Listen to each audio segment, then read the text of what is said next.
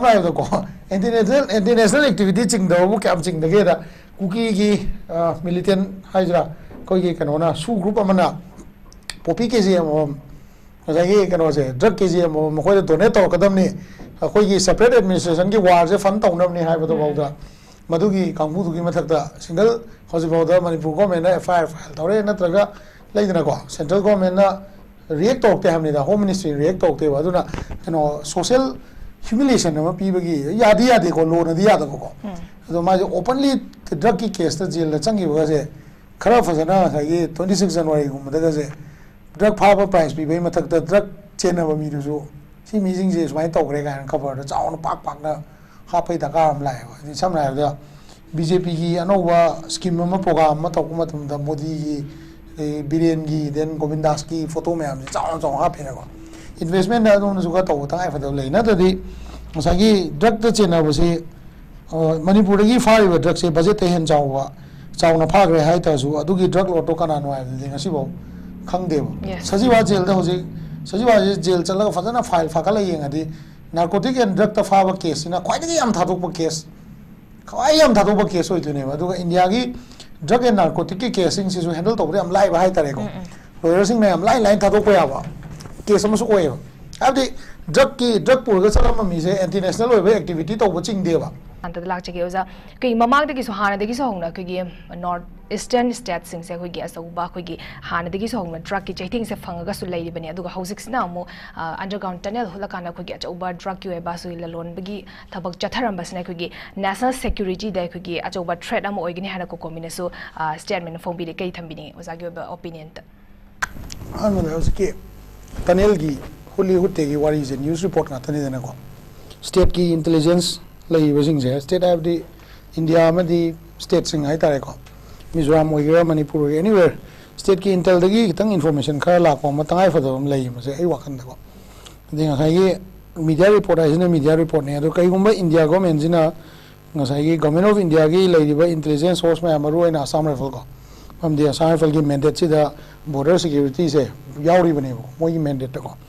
aduna moina ngasai gi moi PRO sing sina natraga DGR digi statement am ta tholok tabse ko border area da sumaina lei ha statement am tholok tabse moi je either moina leite sumba leite media report ne hai doira natraga pura ignore tok thoira do koina leidana ko border area da leiba khun sing natraga CSO sing na koina phasana khangmom change adui matungina state sing jina samna da chinkuki mizo ga koi gi Mizoram gi ngasai gi mizo sing ji su chinkuki mizo ina khangai ko adu koi sona kanda somda chinkuki ga zo ga muka somda koi romda leiba kamu se moina masana moise Myanmar gi mini na claim tawri ne ko aduna ngasai gi India gi foreign policy da moina zo amadi zomi gi concept se moina accept tawrira natraga tawrira hai je ko CSO sing yam clear cut ta mase questionable oiba argument ma oi re ba drug ki wari sina pura tongan thamagana drug ki je nawai 1996 wai da surrender to gi ba ko khunsa na nupam le me khunsa ji san region ki mase ne am toy ha me san region ki drug lord ne ba sinu ba se ko ma si kam thi sati ge da masa gi private army mi chani private army le ni ne du ga ngasai gi keno ga ngasai gi keno je ma gi le keno te ai ta ko ngasai gi mong tai army ga ne le ba san united revolutionary army ga iman seman ba army ne se ado last ma se kamai to ga ga da keno aseng mai di ma se Chinese origin ne bo Chinese origin ore ma gi ma se ma gi drug lord se senaba ngamakta dana even marakta Thailand amadi Burmese government ma se mateng am pa ga mateng pang de upai le dana se drug enforcement administration na US ki le sina mana ma gi drug ki bahar me am se kakhalak ko de last upai le ga na ma Burmese army de surrender to kanda yam normal life am hingi mai macha sing je se Burmese Bama gi achoba business kai da businessmen jing loi oi ko sumai to dana sai gi akoi gi India si su chamna hai da aina sida correlate tawni se atai kemna tawa sai gi kamai to ga ganda India si su sai gi drug lord sing siga khud samna ganda foreign policy da India na sai gi Southeast Asia gi sigi akoi gi Chin gi region je akoi ga somga shan ga tainaba adai mathak khongba Karan state ka tainaba swai gi tainaba region je control tawna khona da India policy je kitang soira bra hai de akoi gi impact se ngasai moina khallu bu maina moina khallu na amo oiraga tholakpana amo oirakpagi mawong da ko adi last ta kamai to ga da akoi gi मखोइना ngसाइगी सामने हाबदा PDF होइगरा Amo होइगरा अदे through Assam rifle को support तौर खरा उसनदबा तौरुदना हेन aggressive होइबा मोंग लाकांदा ngसाइगी आइना होजि हाइजरिबा Chinese warlord Amo होइरमदगी Burmese ममिंग खुनसा आइना थोलकांदा हाइना थोलकांदा मागी private army का लिंखलक्तना अदगी ngसाइगी लिबरेशन आर्मी का सेमगलक्तना तौरपगी मॉडल द कुकी सिंगसिना ngसाइगी चिन कुकी हाइ तारेनेको जो कामू सिना मोइना तौरकांदा अखोगी मणिपुर की इंडिजिनस ट्राइब्स सिंग नमजनगरगा मोगी ममिंग दा लिबरेशन आर्मी में सेमकांदा इंडिया दगी सेपरेट स्टेट में तालकपगी मोंग लाकोसे इंडिया से खितंग वखन नि खलनिंग बाय तारे अदु इंडिया से वखन जे खंदबरा नत्रगा सोन खंद्रबरा नत्रगा खल्लिबरा हाइबा पोचदी हजिकी कईगुंबा टनल की इशू से कईगुंबा यामना चुम्बा ओरिजिनल ओइबा मागी मैटर से याम चुम्बो यम तागदी आई वखनददी मसे आर्मी की पीआरओ सिंग दगी बॉर्डर गार्ड तौरिबा आसाम राइफल की डीजीआर दगी स्टेटमेंट अमदी उगदरा एंगल लेबको अदा मसी अखोइना ngasi मसी नैनबा मतमदा होय चुमे बॉर्डर सिक्योरिटी की दमक सिबो यौना तौबंगा मे हाइ तादि डोनाल्ड ट्रम्प नगा खलेबा सही डोनाल्ड ट्रम्प नगा खलेबा मोंग सही मेक्सिकन बॉर्डर सिदा ड्रग कार्टेल सिंगसिना अचो टनल असंग टनल सेमंबा को दे हमास का इजराइल का लान तौना बसिदा याम साथि जाथ्रिबा याम सांगबा किलोमीटर 3 साबा टनल सेममगा अखोई सिविलियन सिंग दे अटैक तौबको बोथ साइड हाइ तारे को इजराइल दे अटैक तौबा सुम मोंग दा चथरकपा होको तागदी मसे इंडिया की गवर्नमेंट ऑफ इंडिया सिना ngसाइगी कनोदा अखोई की बॉर्डर कुइना गार्ड तौरबा 100 years एना लेराबा आसाम राइफल सिदा यामना क्वेश्चनेबल होइबा पोट अमा ओइबनेबा अखोई मणिपुर की कॉन्फ्लिक्ट से येंगाकांदा ngसाइगी कनो से अखोई मणिपुर कॉन्फ्लिक्ट से येंगाकांदा लास्ट अखोइना पोलकपदगी हाइ तारे 10-15 years कुंबा अखोइना ज्ञान ताकु मतम पाउदा different kind of decorated army officers सिंगजे Manipur दा पोस्टिंग तारंबा मिजोरम पोस्टिंग तारंबा सिंगजे ड्रग की केस ता चेनबा केस मैम लेग्रेबा अदो ड्रग की केस ता चेनबा सिंगजे होय आर्मी की ओइनिना अखोनि याम कन्ना क्वेश्चन तौबुदी यादे अदो कोर्ट मार्शल तौबा नत्रगा जेल चंगिबा नत्र करिगुंबा लेरंबा तारगसु अदुगी होल बटालियन नत्रगा साइगी कहदा मदुगी होल कमांडो अदुगा मागी कमांड तौरिबो ऑफिसर सिंग द मोर डेकोरेटेड ऑफिसर हाइ तारे को से आईजी का यो डीआईजी का यो गरगदी कनो एवीएसएम वीएसएम एना वशिष्ठ सेना मेडल गायना को अखिल वशिष्ठ सेना मेडल गायना अखोई एवीएसएम वीएसएम गाइजे मोय यामना ओवर डेकोरेटेड ऑफिसर्स नातनेबा मोय की मखादा थबक तौबो ऑफिसर सिंग से कर्नल की मथक लेगिबा ब्रिगेडियर लेवल की ऑफिसर सिंग से इंक्वायरी एम बाउचे नते बोजी बोदा ओनली पीसी ना आइबा नुपासी की मथकता सर्टेन मचा मचा अखोइना इंटरनेट ता फंगबाने अदुसु याम प्योरली मा इंक्वायर तौगिबरा तौगिदबरा से खंग्रेबा अदुबु ngसाइ ड्रग की केस का मरी लेनानदी आर्मी ऑफिसर मयाम मा मणिपुर पुलिस ना फागिबा मिजोरम पुलिस ना फागिबा हाइबा पोचिंग से ओनली एंड ओनली ngसाइ चिन कुकी मिजो नत्रगा जौमी लेबा जगह सिदा थोखिबा थौदो गातनेबा अरुणाचल लोम दा थोकते को मसे अदगी त्रिपुरा लोम दा थोकते सिगुम जगह सिंग जे सिगी ngसाइ ड्रग का मरी लेना से मसाना मसाबू कुकी ने हाइजबसिंग को सिदई थोकपा गातनेबा अदुना गवर्नमेंट ऑफ इंडिया ना होजिक से आइगी मोटा आइना थमजनी जे मसी कइनो आइगांदा गवर्नमेंट ऑफ इंडिया ना थ्रू मीडिया हाउसेस सिंगनसु ngसाइ आसाम राइफल डीजीआर दगी क्लेरिफिकेशन लबम थोय मसी पोचे अदुगा डीजीआर नसु कइ मसी लेते हागदी लेते हाइना क्लेरिफाई तौम थोय अदो मसी क्लेरिफाई तौदबिदा अखोइना मालंग दा हाइतारेने अखोइना एजुम पुगदौ तौसु लानगनी अदुगा स्टेट की इंटेलिजेंस सोर्सिंग ना अदगी बॉर्डर गार्ड तौरिबा स्टेट की CID custom duty then different segment मैम लेबो ऑफिशियल को अदु मैम दुना साइगी वेरीफाई तौबगी थुना वेरीफाई तौरगा ताइ फदौ ले अदुगा मसे इवन आई वाखंदा स्टेट सिंगी कनो हाइ तारे को असेंबली सेशन सिंग दसु खरदी मसे खर कइ लाउ खोंग खरदी तौना गदायना खल्ले को अदुबु मोस्टली आइना क्वेश्चन तौनी सिदि आसाम राइफल दनेबो को करीगुम सगुम अम लेरे न मयाम न मीडिया द लेली कोइताडी मोइना मसी इधर क्लैरिफाई तौबा नत्रगा काइदनो हाइबजे सुमाइना मोइना मसी बस तौग्रे हाइबगी फंग्रे थुगाइरे हाइबगी पोट से मोइना हाइबम थोकने दो गवर्नमेंट ऑफ इंडिया दा मोइना हाइदबा मीडिया द रिपोर्ट थादोक तबसिना अखोइगी मियाम दा हाइता इंडिया सिटीजन सिंग दा लाइबा चिन कुकी मिजो अमदी जोमी की कनो से इशू जे मसी कदोम द चटली नो हाइदो अखोइ फसना हेना कुपना नैना बई तंगाइ फदो लाए न सुमान तमसे ओके हम नुगाइसे एमरगे ओजा खिगे ड्रग की इशू से अखोइ ममांग द किसु क्या मदम थेंगनरगा सु लाई ड्रग से दम फाप सु लेपते पुसलक पसु सुंगले लेते इवन मणिपुर दा बाउदा अखोइगी नुमित खुदिंग के हाबे तारे खिगे ड्रग से मांगहन बगी पॉपी प्लांटेशन यानथत बगी अखोइ ओजा गी ताजने सु हाइबिग्रे अदम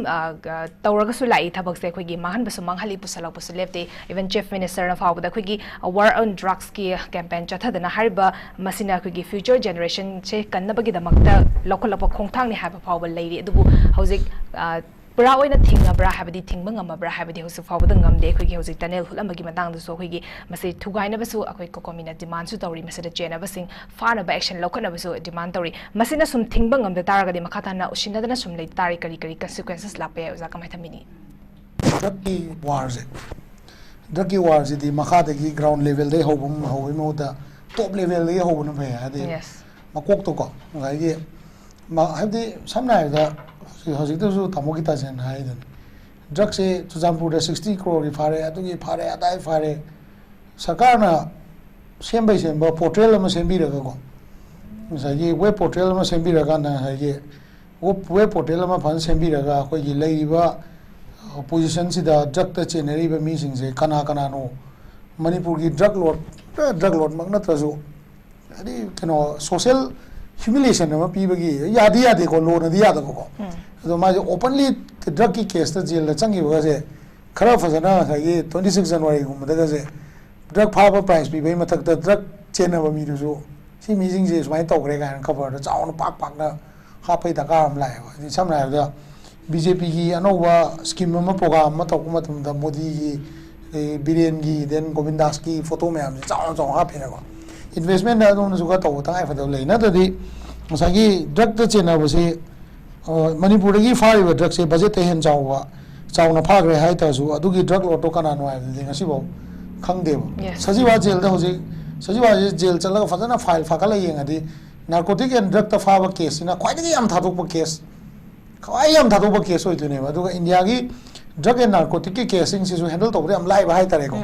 lawyer sing na am lai thadok ba ya ba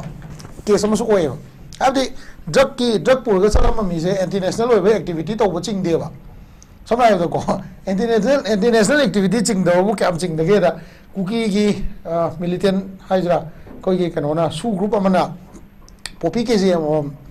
jagi kano se drug kgm mo ko donate to kadam ni ko gi separate administration gi war se fund tawnam ni hai ba do bawda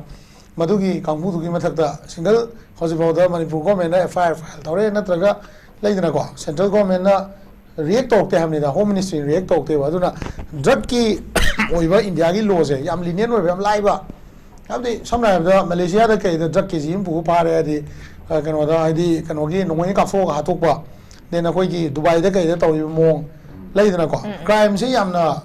light oiba crime chin da di yam chong ai ba ko koi amisara da man India manung da drug kgm ba koi marata loi ga di hai ba ko adu ga law da di yam thina lenient oiba law do sem ning da hai ta re ko adu na mase ngasai gi politically yeng ba na ngasai gi ngasi ma akoi gi hai ri saw ga dra ko hai ngai mathak da notice ta ku gang ba de do ngasai gi ga ni ko kuki zo gi kamu gi mangla na hai ta re masi funding do na bhona da ngasai gi United kanona Sheikh Hasina na hairam mi ba US na Christian state ama sem na bhona da ngasai gi kuki sing sibu season na re na hai ba se kai guma chumam bo ita de US amadi India se even India so aduga US so drug against the Donald Trump na dagi mai mamang da le ram ba mayam Barack Obama moi mayam gi moi gi administration sing jina Mexico gi mathak da su yam kan na jai ge ani drug ki against the tawna bhona da wall ka changkhatna then oi illegal immigrant ka thadok tana then drug ta phaba mi sing se tongan ba ma gi ke da ko jail gi system ka thamdana adagi moi gi reform to gi drug chaba mi reform to mathak da drug puram gi punishment je to gi mati ke ani ko chaw gre hai ta re ko da khoi si da di amu adugi mayam do kai gumal leiram ba tar gadi mase yamna khani ko yamna political funding se drug ki funding yaude hani ngai leite ba even manipur da sune ai se ko even manipur da sune khoi gi sidai da for example kanona brinda na claim tori ba ko then adigi masai gi Delhi da drug ki case da fagi ba mi chena ba da fagi ba honorable minister magi mari mata ne hai ba sumba khoi da su leidna ko claim ai ta ko sigi claim sing se public the drug ki against the chief minister gi ngasai gi samna da kano je agoi gi zero to drugs na traga war on drugs se chummi ai ta ga di pali belengak sina mating thokna marin leina drug ki cartel si gi oiba achau sing do puthokpam thoe ba samai da se agoi gi kai ba haji masel lai ba ama lei hidra ba lilong da gi ko lilong da nu pa ma se khoi gi kano sina matam du da Manipur police na phaba matam da mark se drug ki cartel gi achauba international drug lot ने phyco अदु मोय लेकाय ना कनो तो बगाना मु ngasai ma se isam jamba coach ne kaino mu coach ne sanabai coach ne na hai poching je ani si gi ma justify to do se kana no law na amadi manipur government na justify to udam ne ba then ama no yeng ga na se ki khoi gi kano se kariba si gi kano gi ADC gi chairman amagi mayum da drug phaba gi case ADC gi chairman si gi mathakta sai gi kano to kanda sai ma se law ne quit to kum tam da ma gi mathakda appeal file to wa state government ne ya gi deba 야기데바 가다네 am kanna appeal file to na kanna moyeba yagideba adugumba potuna saigi adugumba mayam ama lakuduna war on drugs se sai ga ni ko kamai ji khoi gi drama makti habdi yadre tawdi tawi war on drugs se tawdi habdi hairoi tawdi tawi drug chenaba mayam phai even ngan awang biosida mayam omjandana police na toga nupi ma mana drug yolamba phai mayam toyeba adu si macha se faraga manipur government jina natraga india government na drug ki oiba minen saira khoi si problem je solve tawni habdi adu tawbunga moeba masida akhoi ga se akhoi ne UCM da leiba ro podagi asama rifle je akhoi kara khanna mamang da phamsin ma khudingi asama rifle phamine ba akhoi UCM se kana funding tawino habje asama rifle gi yam regular oiba question ne habje taw me rawo je khoi pumin me khang ne ba ko yam regular oiba question ne sigi question je hangma tamda moi na ai je akhoi je moi wakhanda frontal organization no moi na urakanda akhoi da laiba funding je akhoi gi ngasai gi leiba ngasai gi ga da ko akhoi na kaigum akhoi sine frontal organization oi ta di akhoi gi ngasai gi bazar dei kai dei akhoi na donation tawriba mantri dei tawba miyam gi la ko donation mayam je kai mu da bi da mapan gi pamin taw ko paisa khara na akhoi manipur gi CSO je chalai ha bi wakhan na moi yam clear cut lai ba aduga sigi irang se phadoi se kam kana phadoi no hai se brigadier mayam ma colonel mayam wai sa ba ko until and unless we curb the drug issue bordering Myanmar have the Maitegi Yaola Nimam said Loinama drug Marie Lane Havagi claims in Modi Assam Rifle I see openly hygiene. She is a Sangazu hygiene, we tower claims it. Adubo, Tasing not drug Marie Lane, he said, drug Marie Lane say, Maitegi Kulai Payamams in Habitaragati,